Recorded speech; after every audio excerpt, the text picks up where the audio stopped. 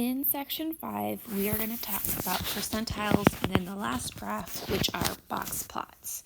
So to review, a percentile is a number where a certain percent of values fall below that number. So let's talk about how you interpret a percentile.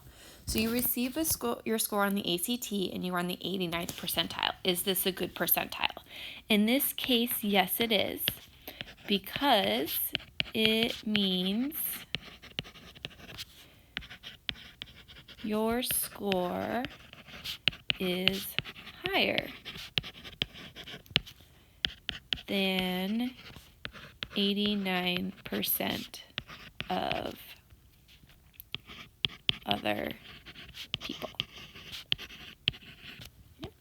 Our second example, we have that a 1-month-old baby goes in for a checkup is in the 20th percentile for weight. Is this a good percentile? In this case, no. And that's because their weight is lower than most babies. So depending on what the situation is, that determines whether or not the percentile is a good one or not. So just because you're in the 89th percentile, that doesn't automatically mean it's good, or from your 20th percentile, it doesn't automatically mean it's bad. It is very dependent on the situation, because if I were in the 89th percentile for weight as an adult, that would be a bad thing.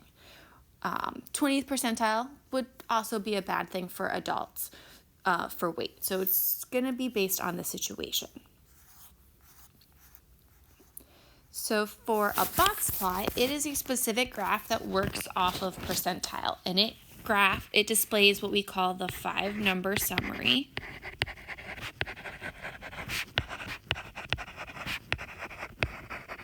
of a set of data. So when we talk about the 5-number summary, we're talking about our minimum, which is the smallest value in our data set. It relates to the 0th percentile.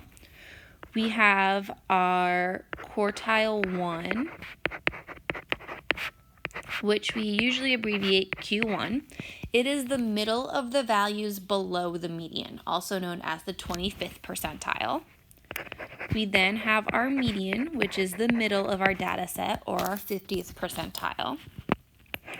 We then have quartile 3, also is abbreviated Q3. It's the middle of the values above the median, which is our 75th percentile. And then we have our max, which is the largest value in our data set, or the 100th percentile. So these are the 5 numbers that are used to create a box plot. And along with those is also another value we're going to look at was the interquartile range, which we typically abbreviate IQR. And it is the range of the values that are in the middle 50% of the data. And in order to calculate our IQR, we take quartile 3 and we subtract quartile 1. And that's how you get the range of your middle 50%. So below we have an image of a box plot. So the way that you draw it is you start with a tick indicating your minimum. Then you have what's called a whisker to your quartile 1, then your box all the way up to quartile 3. Then you label your median, and then another whisker to the tick mark indicating your max. And then whatever the distance from your quartile 1 to quartile 3 is, that makes up your IQR. So let's go ahead and do an example. So we have a random sample of 10 boxes of raisins that had the following weights in grams. So we're going to find our 5-number summary and construct our box plot and determine the shape of our distribution. So the first thing I'm going to go ahead and do is identify my minimum, which is 25. And then I'm going to go ahead and label the next 3 that we're going to find, which are the quartile 1, the median, and the quartile 3. I can go ahead and identify the max as well, 38. So in order to calculate quartile 1 and quartile 3, you first have to find your median because you're trying to find the middle of the lower 50 and upper 50%. So you have to work based off the median. So my median is going to be 32. So now to find quartile 1, I now basically recalculate the median, but for all of the values that fall below 32. So we're going to get 29. And then to find quartile 3, I do the same thing for everything above 32. I calculate the median. And we get 35. So when I'm creating my box plot, we're going to have a title. So we're going to do weights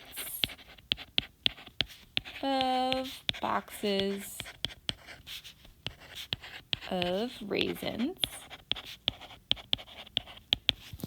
Then the only thing I need is an x-axis, which I do want to label as weight. And then because there are units, I do want to include my units, which are grams. Now, when you do the scale for the x-axis, you do have to go up by the same amount. You can't just label it with the numbers that make up your 5-number summary. You can start with your minimum, though. You don't have to start at 0. So I'm going to start my minimum of 25. And now I'm going to figure out what do I want to go up by each time. And I'm going to go up by a scale of 2 here.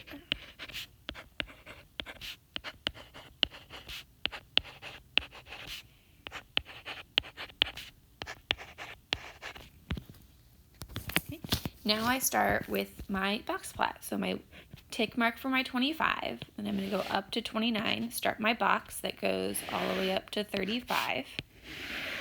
Label my median of 32, then my whisker to the right for my for my max. And that is a box plot. So when it comes to the shape of the distribution for a box plot, you look at the length of the whiskers and also where the median is in relation to your 2 quartiles. So our median is actually directly in the middle of our 2 quartiles. And even my whiskers are pretty evenly spaced between our quartile 1 and quartile 3. So the shape of our distribution here is going to be symmetric.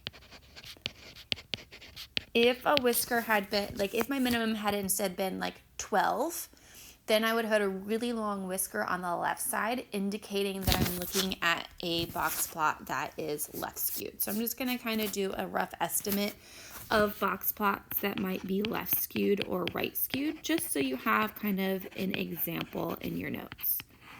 So left skewed box plot, example, and then for a right skewed,